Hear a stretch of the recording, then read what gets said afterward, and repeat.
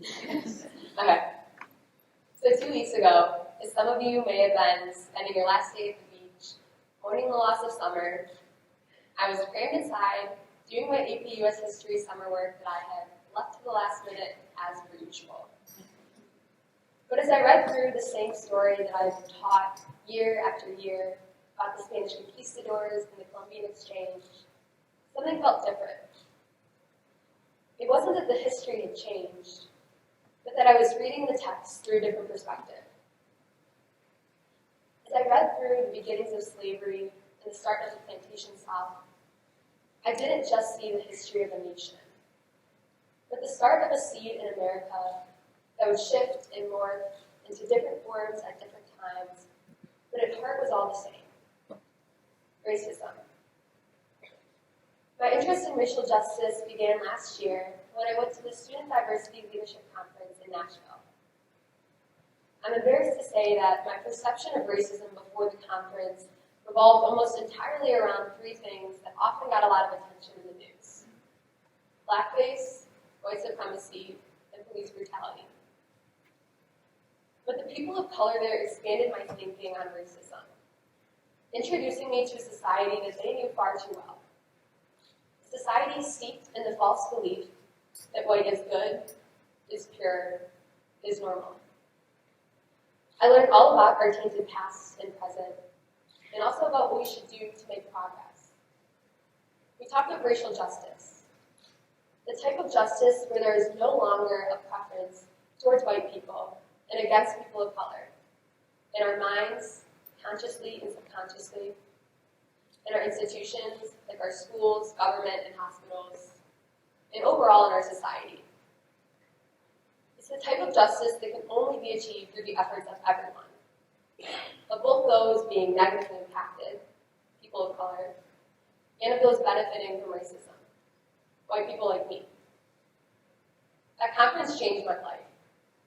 The content of it gnawed at me, and I continued to look further into learning about racism, seeing the world around me with new eyes.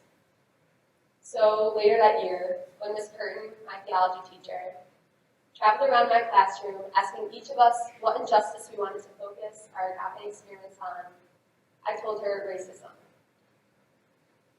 The agape experiment is a project we have junior year where we choose an injustice that we're most passionate about and do something to make positive change in the world.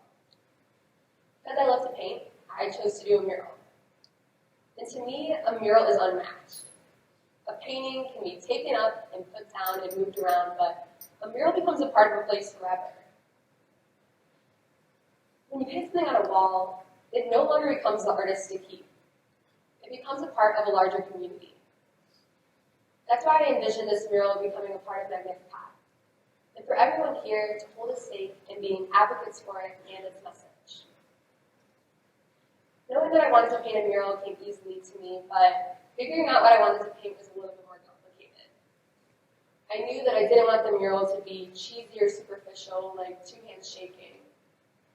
I wanted it to be an effective vehicle for racial justice, a way for me to do my part and encourage others to do theirs. So I came up with this: a way for our school to honor the lives of Black saints while also publicly denouncing systemic racism. As a Catholic, I feel a responsibility to stress racial justice as an important aspect of living out Catholic social teaching, especially since the United States bishops recently released Open Wide Our Hearts, a pastoral letter condemning racism in the past and present. That's why I chose to paint African and African American saints, because it allows us as a school to get to know and celebrate the lives of saints that we might not have known or seen represented as Black. It also allowed me to lovingly and honestly call out the Church's lack of representation of Black saints in their history. I also chose to paint 5 constellations above the saints. As the bishops teach, it's important for Catholics, and ultimately all Americans, to know about systemic racism, an injustice that devalues the sacredness of human life.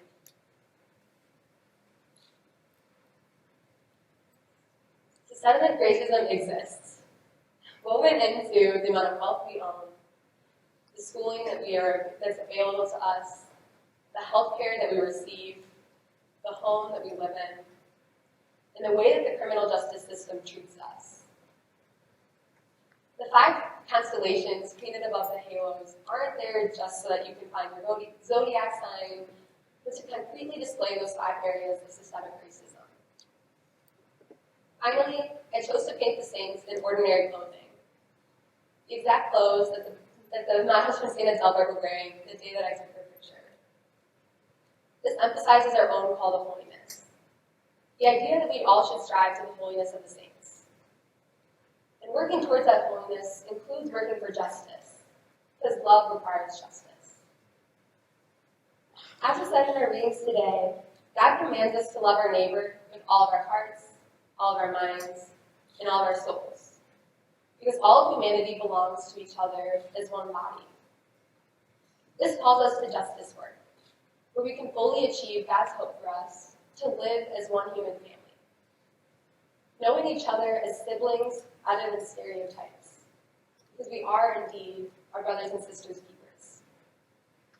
But whether you're religious or not, I think that we can all logically agree that treating someone differently because of their skin color is wrong. We need to apply that truth to our society as a whole, to our institutions, our media, the way we talk, think, and interact. We really only need to do small things in order to do our part, even though I know that simple things aren't always so simple to do.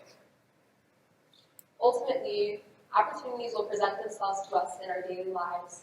They'll make us question whether we should let the moment pass us by or speak up. My challenge for myself, and for us all, is to lift our voices and speak up. And I guess speaking up is what I'm trying my best to do right now. And to address the elephant in the room, I'm white. To all the other white students, teachers, and community members here, we can't say that this doesn't affect us directly, or that we don't have a responsibility to do racial justice work.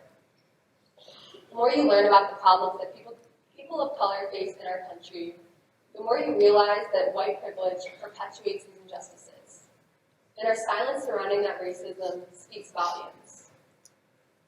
The most potent advice that I received at the conference I went to was to lean into this comfort. Challenge yourself to read up on the parts of racism that you don't understand or know about. Seek to learn about the experiences of people of color directly from people of color. We cannot solve the larger problems at hand if we are simply being nice and doing what's comfortable. Because things will stay as they are. What they are is far from just. And I know that this prayer service is just 45 minutes of your day, but I hope that this isn't the end. That you can take steps, no matter how small, to walk into uncharted ground, to lean into the discomfort. I hope that the powerful lives of these saints fill you with passion as you respond to your own call to holiness by loving the world for your justice.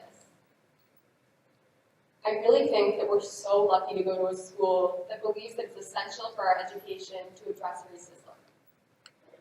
A school founded and sponsored by the HM Sisters, who support the work of anti-racism and justice.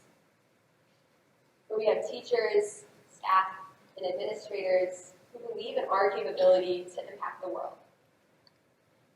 I can personally say that I wouldn't have had the stamina to finish this mural if it wasn't for the constant support of the staff that stayed here over spring break and of the students and teachers that stopped by to say hello. It may have seemed like a small act to you, but like racial justice work, those small acts add up. And if you only remember one thing from today, let it be the words of Sister Thea Bowman. When Jesus is among us, to work among us miracles of transformation and miracles of love, there is no neutral ground. Neutral ground becomes loving ground becomes holy ground becomes kingdom ground. We are the children of the cosmos, the children of the universe. Jesus is among us, working among us. There's no neutral ground. Let's make Magnificat kingdom ground.